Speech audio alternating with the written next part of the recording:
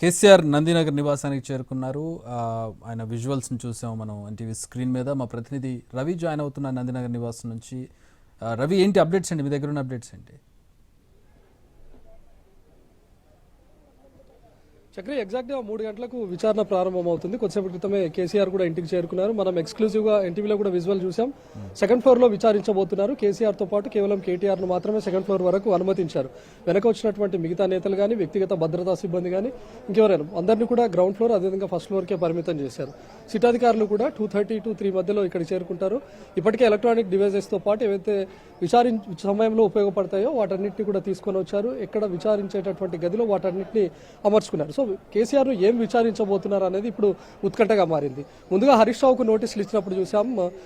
2024 మార్చి 10వ తేదీన పంజగుట్ట పిఎస్లో చక్రధర్ గౌడ్ అనే వ్యక్తి ఇచ్చినటువంటి ఫిర్యాదు మేరకు కేసు నమోదైంది. ఆ కేసులో భాగంగానే హరీష్ రావుకు నోటీసులు ఇచ్చారు. ఆ కేసు క్వాష్ అయినప్పటికీ కూడా ఇంకా ఫోన్ ట్యాపింగ్ కేసు అనేది విచారణలో ఉంది కాబట్టి మరికొన్ని ఆధారాలు సేకరించాం, మీ దగ్గర నుంచి కొన్ని వివరాలు తెలుసుకోవాలి అని చెప్పి 160 CRPC కింద నోటీస్ ఇచ్చి హరీష్ రావును విచారించారు.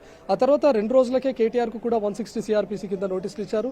కేటీఆర్ ను కూడా విచారించినటువంటి టైంలో ముఖ్యంగా ఫోన్ ట్యాపింగ్ కేసులో అరెస్ట్ అయినటువంటి నిందితులు ఎవరైతే రాధాకిషన్ రావు కానీ, ప్రభాకర్ రావు కానీ, భుజంగరావు, తిరుపతన్న, వీళ్ళ దగ్గర నుంచి రికార్డ్ చేసినటువంటి స్టేట్మెంట్ ఆధారంగా, వీళ్ళ దగ్గర నుంచి సేకరించినటువంటి ఆధారాలతో కేటీఆర్ ముందుంచి విచారించారు. సో ఇప్పుడు ఆ తర్వాత సంతోష్ రావును కూడా విచారించారు. సంతోష్ రావు ఫోన్ నుంచి ముఖ్యంగా ప్రభాకర్ రావుకు కొన్ని నెంబర్స్ వెళ్ళాయి అని చెప్పి పోలీసులు సేకరించారు. సో ఎందుకు ఆ నెంబర్స్ పంపించాల్సి వచ్చింది, ముఖ్యంగా ఎస్ఐబి చీఫ్ తో మీకు ఏంటి ఉన్నటువంటి పని, ఎవరి ఆదేశాల మేరకు ఈ నెంబర్లను మీరు పంపించాల్సి వచ్చింది, అటు రాధాకిషన్ రావుకు కానీ లేకపోతే ప్రభాకర్ రావు కానీ ఎందుకు మీరు నెంబర్స్ను చేరవేయాల్సి వచ్చింది, ఎవరైనా ఆదేశాలను మీరు ఇంప్లిమెంట్ చేశారా లేకపోతే మీరే ఈ నెంబర్స్ను పంపించారని సంతోష్ రావును కూడా క్వశ్చన్ చేశారు. ఈ ముగ్గురిని కూడా 7 గంటల పాటు విచారించారు. సంతోష్ రావును ఏకంగా 8 గంటల పాటు విచారించారు. మరి ఇప్పుడు కేసీఆర్ను ఏం విచారించబోతున్నారు? గతంలోనే నిందితులను విచారించినటువంటి టైంలో మనం చూసాం.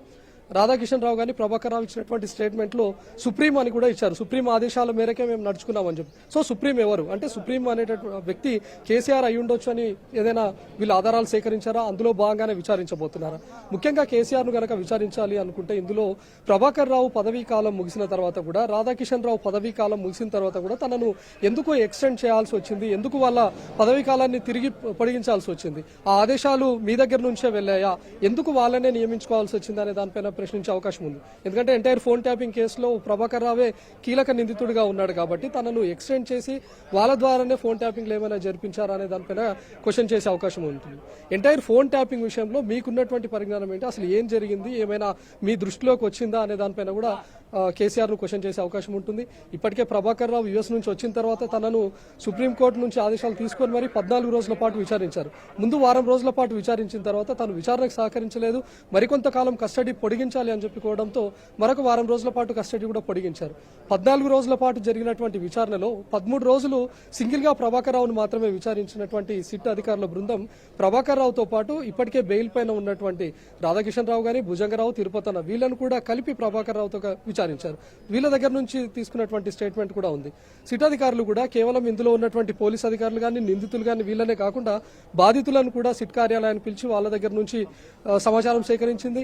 ఎవరెవరు ఫోన్లు ఫోన్లు ట్యాపింగ్కి గురాయని చెప్పి కొంతమంది స్వతహాగా గతంలో కేసు నమోదైనటువంటి టైంలో పంజాగుట్ట పిఎస్కు అదేవిధంగా బంజారాయిల్స్ పోలీస్ స్టేషన్కి కూడా కొంతమంది వచ్చి స్టేట్మెంట్ ఇవ్వడం జరిగింది.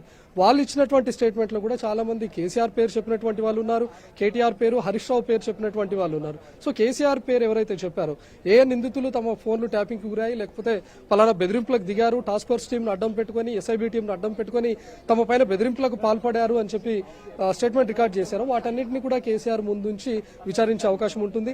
ముఖ్యంగా ప్రభాకర్ రావు పదవీ కాలం పొడిగింపు కానీ రాధాకిషన్ రావు పదవీ కాలం పొడిగింపు పైన ముఖ్యంగా కేసీఆర్ ను క్వశ్చన్ చేసే అవకాశం ఉంటుంది. సీఎం ఆదేశాల మేరకు అంటే అప్పుడు సీఎంగా ఉన్నటువంటి మీ ఆదేశాల మేరకే వీళ్ళ పదవీ కాలాన్ని పొడిగించారా అని చెప్పి అడిగే అవకాశం కూడా ఉంటుంది. మరోవైపు ఇజ్రాయెల్ నుంచి ఎక్విప్మెంట్ తీసుకొని వచ్చారు అని చెప్తా ఉన్నారు. సో ఇజ్రాయెల్ నుంచి తెచ్చినటువంటి ఎక్విప్మెంట్ లో ఎవరి హస్తం ఉంది, నిజంగానే అక్కడ నుంచి తెప్పించారా?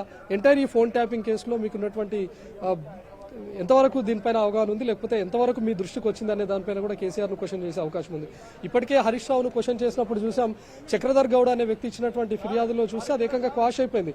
ఎలాంటి ఆధారాలు లేవు, హరీష్ రావు ఫోన్ ట్యాపింగ్ కి పాల్పడ్డాడు అని చెప్పి ఎలాంటి ఆధారాలు లేవు కాబట్టి ఆ కేసును క్వాష్ చేశారు. అయినప్పటికీ కూడా హరీష్ రావును ప్రశ్నించారు. మొత్తం 7 గంటల పాటు జరిగినటువంటి విచారణలో హరీష్ రావు కొంతమందిని బెదిరింపులకు దిగారు రాధాకిషన్ రావుతో కలిసి అని చెప్పి కూడా దానిపైన ప్రశ్నించారు. వాళ్ళు సేకరించినటువంటి ఆధారాలను కూడా హరీష్ రావు ముందు నుంచి విచారించారు. ఆ 2 రోజులకే కేటీఆర్ ను నోటీసులు ఇచ్చి కూడా కేటీఆర్ ను విచారించేటటువంటి టైంలో కేటీఆర్ ముఖ్యంగా రాధాకిషన్ రావు అదేవిధంగా ప్రణీత్ రావు వీళ్ళిద్దరికీ కొన్ని నెంబర్స్ పంపించారు. ముఖ్యంగా వ్యాపారవేత్తల నెంబర్లను పంపించి వాళ్ళపైన బెదిరింపులకు దిగారు. వాళ్ళ దగ్గర నుంచి డబ్బులు తీసుకొని బీఆర్ఎస్ పార్టీకి ఫండింగ్ గా వాటిని మలిచారు అనే దానిపైన కూడా కేటీఆర్ ను ప్రశ్నించారు. ఇప్పటికే మనం చూసాం, సంధ్యా శ్రీధర్ రావు కూడా చాలా సార్లు ఫిర్యాదు చేశారు. కేటీఆర్ తన పైన బెదిరింపులకు పాల్పడ్డాడు, దాదాపు నా దగ్గర నుంచి 1100 కోట్ల రూపాయలు తీసుకున్నారు టాస్క్ ఫోర్స్ టీంతో కలిసి బెదిరించి అని చెప్పారు.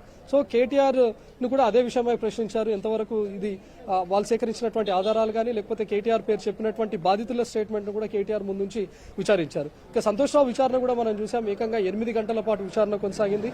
ఉదయం 11 గంటలకు విచారణకు హాజరు కావాల్సి ఉన్నా కూడా మధ్యాహ్నం 3 గంటలకు విచారణకు హాజరవడంతో రాత్రి 11 గంటల వరకు సంతోష్ రావును విచారించారు.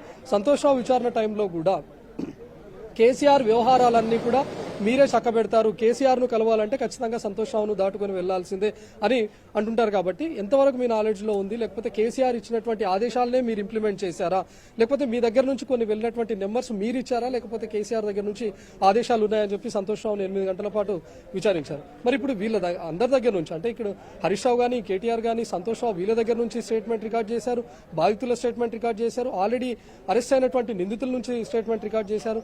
వీటన్నిటిలో కొంతమంది కేసీఆర్ పేరును చెప్పినటువంటి వాళ్ళు కూడా ఉండొచ్చు. వాటికి సంబంధించి ఏదైనా ఆధారాలు సిట్ అధికారులు సేకరిస్తే వాటిని కేసీఆర్ ముందుంచి విచారించే అవకాశం అయితే కనిపిస్తుంది. Chakri, thanks for the updates Ravi.